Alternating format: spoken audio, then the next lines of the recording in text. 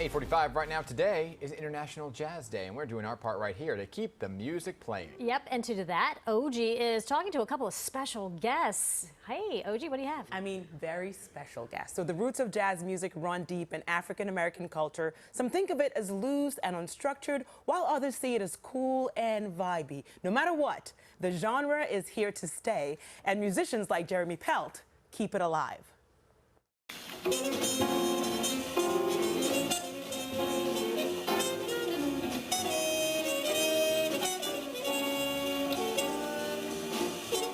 Also keeping jazz heritage alive is Robin Bell Stevens from Jazzmobile Inc. She joins us along with musician and producer Jeremy Pelt to celebrate International Jazz Day. All right, so we're going to start off with you, Robin, because it is International Jazz Day, and this, I believe, is the 10th annual celebration. So explain to us what it's all about for those who, you know, would want to enjoy along with you. Right. Okay, so International Jazz Day was actually started by UNESCO, and as you said, 10 years ago. And it has grown exponentially to be obviously literally all over the world. But I should mention before that, the United States actually launched through the Smithsonian, launched National Jazz Appreciation Month, which is the entire month of April. And then, as you said, 10 years ago, it came along to become the International Jazz Day, which is a celebration of this wonderful music that, of course, was born in New Orleans. And some of us like to give the wonderful Louis Armstrong credit for that, although there are others who have some other names. But personally, I go with Louis Armstrong. And it came to New York, where it was nurtured and grew to this wonderful music, traveled to other cities.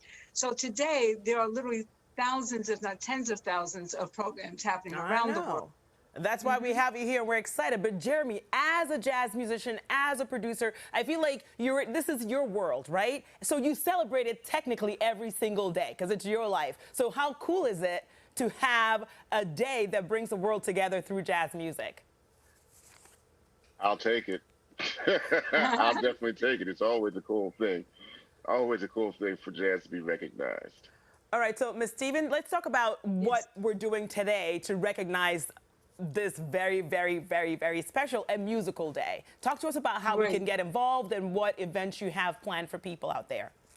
Great. Thanks, Jackie. And again, thanks for having us today, too. Anytime. So what we're doing today is keep the music playing. That has become Jazzmobile's tagline. And about 8 or 9 years ago, we started doing a community fundraiser. And when, obviously, when the pandemic came, we had to pivot. And now we're doing it virtually. And all viewers that want to join us can see it absolutely for free. We're doing it because all of the musicians that are performing for us donated their performance. And there are nearly 60 of them, 60 musicians. And of course, Jeremy is one of them. And we are very excited because on JZM-TV, you will see a performance at 5 o'clock, 7 o'clock, and then 9 o'clock. So you've got plenty of options to come see us. Each show is about an hour long. Each show has a core group, 3 core groups that will have different performances by different artists. And we're also going to pay tribute to 4 jazz luminaries who would have turned 100 had they lived. And amongst them is Dr. Billy Taylor, our founder. Wow. Yes. That is amazing. So all right. We have an international component from South Africa, musicians that are here in New York, and it's just going to be a great. You don't even know. Like, I can't even play an instrument, but I'm going like this in honor of Jeremy because he does it best. So talk to us, Jeremy, about, like, you've been doing this since you were a child, right? So it's pretty much like music is in you. So talk to us about your journey and why jazz music. Well, you know, it was something that spoke to me almost immediately. The way I like to tell it is just like as quick as you get a rash when you get bit by a mosquito is how quick it affected me when I first heard it, which was around the age of 13, which sadly was also actually the age of 15, which sadly was the year that Miles Davis died.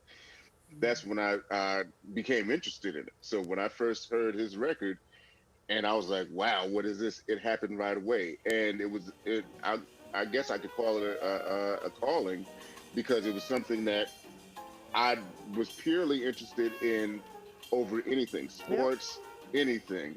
And it continues to be that way.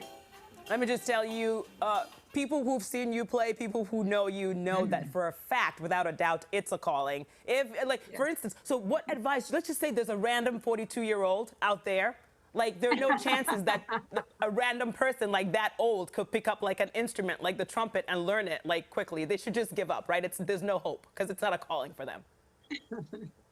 Well, I mean, hey, listen, there've been actual situations where people have picked up instruments later on in life and been able to pursue it. So I mean, I would not be the person to say, because you are don't do it. nice. You're just being nice to me. Just tell me, nah, son, and I will stop. I'm not even gonna try. I'll leave it to the pros because that's what you guys are doing. We can't wait for your Juneteenth haven't event. heard you. We can't wait to see Summerfest this year because there's so much. But first, we have Jazzmobile's free virtual concert, which, as Ms. Stevens mentioned, takes place at 5 p.m., 7 p.m., and 9 p.m. over JZMTV on YouTube. And you can also find more info on concerts and events on jazzmobile.org. And PIX11 is a very proud sponsor of Jazzmobile. Thank you, Ms. Stevens. Thank you, Jeremy. You're welcome. Thank you. Have a great rest of your day. Happy We'll be right International back Jazz after Day. the break.